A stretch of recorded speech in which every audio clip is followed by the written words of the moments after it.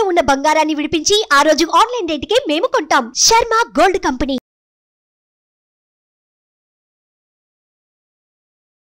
పూర్ణిమ, అమావాస్య ఈ తిథులలో చేసిన పనులు ఖచ్చితంగా ఫలితం చూపిస్తాయా, మంచి ఫలితం ఇస్తాయా, లేదా అమావాస్య నాడు చేసినట్టయితే చెడు ఫలితము, పూర్ణిమ నాడు చేసినట్టయితే అటు ఇటు కాని ఫలితము వస్తుందా అని అంటుంటారు. ఏమిటి దీనికి సమాధానం? జ్యోతిష శాస్త్రవేత్తలు వాళ్ళంతా కూడా ఏం చెప్తారో మాకైతే తెలియదు, కానీ పౌర్ణిమ ముందు ఒకరోజు ముందు కొన్ని కార్యక్రమాలు చెయ్యకుండా ఉండే అలవాటు కొంతమందికి ఉంది. అలాగే అమావాస్య ముందు కాకుండా అమావాస్య తరువాత, అమావాస్య తర్వాత పాడ్యమి నాడు పనులు చేస్తుంటారు. పూర్ణిమ నాడు పాడ్యమి నాడు పూర్ణిమ అయిపోయిన తర్వాత పాడ్యం వస్తుంది, చెయ్యరు. వీటన్ని వేరు వేరు కారణాలు చెప్పారు. కానీ ఒక రహస్యం మాత్రం ఉంది. ఇది జ్యోతిష్కులు, సాంప్రదాయవేత్తలు వీళ్ళందరికీ తెలుసున్నది. పౌర్ణమి అంటే చంద్రుడు 16 కళలతో నిండుగా ఉంటాడు. వనస్పతులన్నిటికీ కూడా అమృతం పంచిపెడుతుంటాడు. అంతేకాదు ఈ అమృతాన్ని ఆస్వాదించడానికి 33 కోట్ల దేవతలు కూడా చంద్రుణ్ణే ఆశ్రయించి ఉంటారు. నక్షత్రములన్నీ కూడా చంద్రుడికి దగ్గరగా ఉంటాయి. దగ్గర అంటే కోణాలు ఇవన్నీ మాట్లాడాలి, ఇదని చెప్తారు. అమావాస్య నాడు చంద్రుడు కనిపించకపోవచ్చు, కానీ అమావాస్య సందర్భంగా ఇది పితృదేవతలకి చాలా అభిరుచి కలిగిన సన్నివేశం. వాళ్ళుండే లోకము.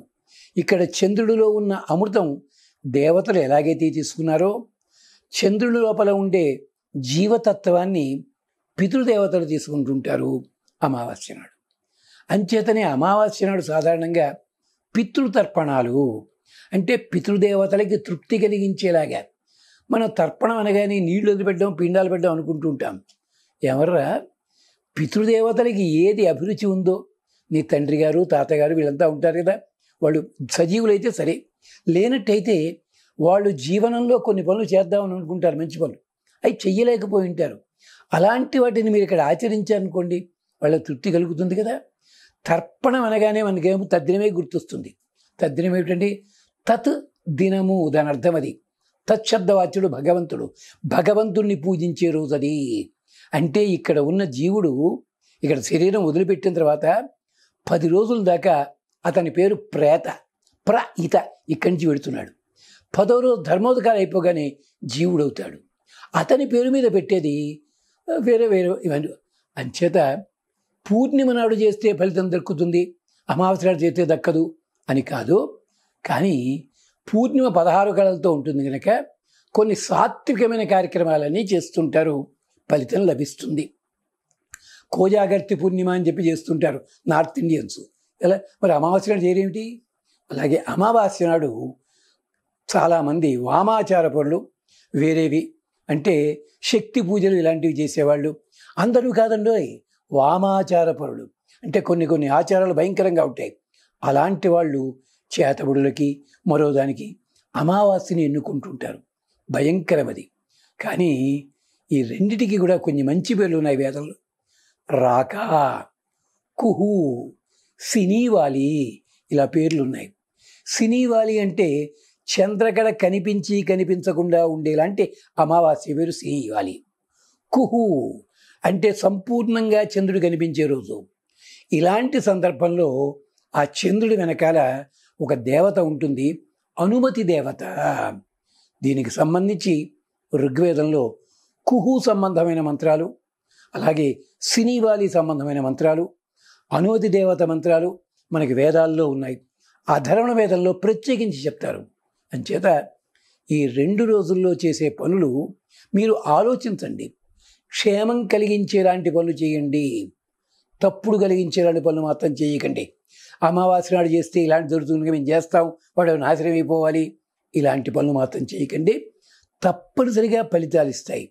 కానీ మంచి రోజు చేసినా, వేరే రోజు చేసినా, కాదన్న తిరునాడు చేసినా, చేస్తున్నప్పుడు శ్రద్ధ ఉంటే ఆ తిథి దోషాలున్నా అని పని చెయ్యవు. కానీ శ్రద్ధ లేకుండా మనసులో ఈర్ష్య, ద్వేషము, కక్ష ఇలాంటివి పెట్టుకుంటూ మంచి రోజు కూతురు యజ్ఞం చేసినా కూడా దెబ్బతినేస్తుంది. ఇటీవలి కాలంలో యజ్ఞాల పేరుతోటి ఎన్ని రకాలు వచ్చాయండి.